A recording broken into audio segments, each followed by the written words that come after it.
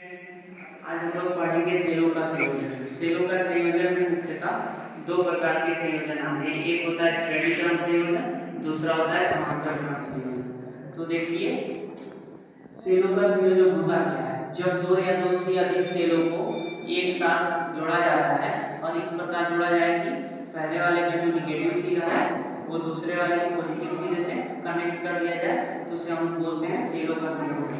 देखिए श्रेणी क्रम संयोजन है पहला हमारा। तो श्रेणी क्रम संयोजन में मैं परिपथ बनाया हूँ। तो परिपथ को आप लोग देखो, परिपथ में यहां सेल लगे हुए हैं। ये सेल यहां सेल है, तो एक सेल का विद्युत भागफल E है 7, तो ऐसे सारे सेलों का विद्युत भागफल E हो जाएगा समांतर श्रेणी क्रम संयोजन में। और इसका आंतरिक प्रतिरोध जो है हमारा स्मॉल r है और बाहरी प्रतिरोध हमारा ये कैपिटल R है। तो देखिए इस श्रेणी क्रम संयोजन में होता क्या है, इस संयोजन में क्या करते हैं कि एक सेल का जो ऋणात्मक सिरा होता है दूसरे सेल के धनात्मक सिरे से जुड़ा होता है।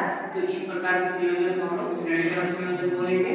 अब देखिए इसके लिए हम लोग धारा की गणना करते हैं। तो धारा की गणना करते हैं तो मान लीजिए कि एक सेल का जो विद्युत भागफल है हमारा EMF वो E है। तो ऐसे ही n सेल का विद्युत भागफल क्या हो जाएगा हमारा, n सेल का विद्युत भागफल NE हो जाएगा। ठीक, और देखिए और एक सेल का हमारा जो है आंतरिक प्रतिरोध स्मॉल r है, इस प्रकार n सेल का आंतरिक प्रतिरोध स्मॉल nr हो जाएगा। देखिए n सेल का आंतरिक प्रतिरोध nr हो गया। ठीक, अब कुल प्रतिरोध हमारा क्या हो जाएगा, टोटल r केवल टोटल r क्या हो जाएगा r बाहरी r और प्लस आंतरिक प्रतिरोध। ठीक, ये वाला तो r प्लस nr हो जाएगा। टोटल प्रतिरोध ये पूरे सेल का प्रतिरोध हो गया और ये बाहरी रेजिस्टेंस हमारा हो गया, तो r प्लस nr हो गया। धारा यहाँ से निकालेंगे तो धारा हमारा हो जाएगा v/i होता है। ठीक, ये v/i होता है। तो ये हमारा यहाँ से क्या है विद्युत भागफल को लिया जाएगा m.e यानी। ठीक, और अपान में टोटल प्रतिरोध ये r है, ये v/r होता है हमारा। तो ये v/r क्या हो जाएगा यानी r प्लस nr। इस प्रकार हम लोग इसमें धारा का फार्मूला यहाँ से निकल के आ गया कि जो सेलों का संयोजन होता है श्रेणी क्रम संयोजन, उसमें धारा इस प्रकार निकालते हैं m.e हो जाएगा जितने सेल लगे रहेंगे उसका, और नंबर, और E जो है हमारा विद्युत भागफल है, और ये R जो है बाहरी रेजिस्टेंस कुछ दिया रहेगा, और उसके बाद NR जितने सेल रहेंगे और उसके एक सेल का प्रतिरोध का गुणा हो जाएगा, और उस सबका कैलकुलेशन कर लेंगे, डिवाइड कर लेंगे, तो वहां से हमारा कुल धारा आ जाएगा। ओके,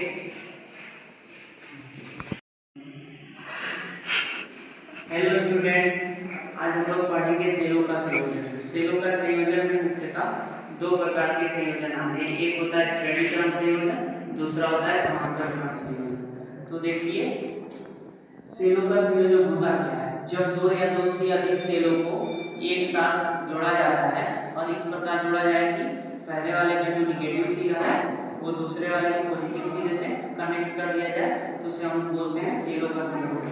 देखिए श्रेणी क्रम संयोजन है पहला हमारा। तो श्रेणी क्रम संयोजन में मैं परिपथ बनाया हूँ।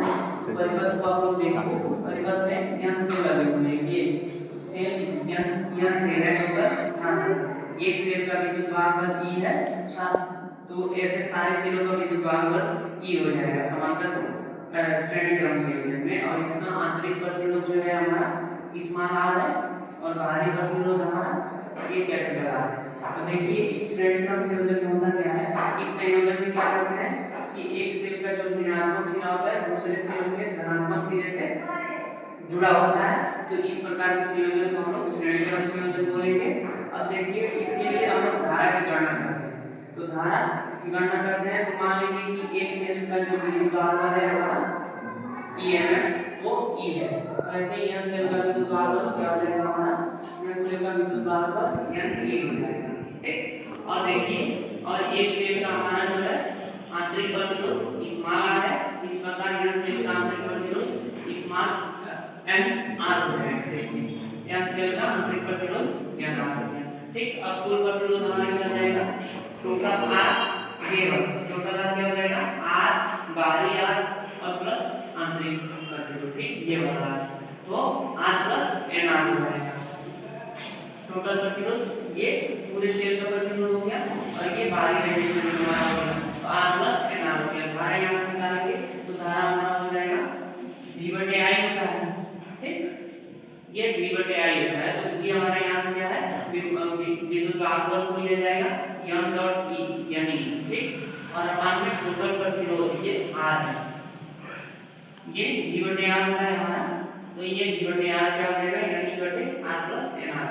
इस प्रकार हम लोग इसमें धारा का फार्मूला यहाँ से निकल के आ गया कि जो सेलों का संयोजन होता है श्रेणी क्रम संयोजन, उसमें धारा इस प्रकार निकालते हैं।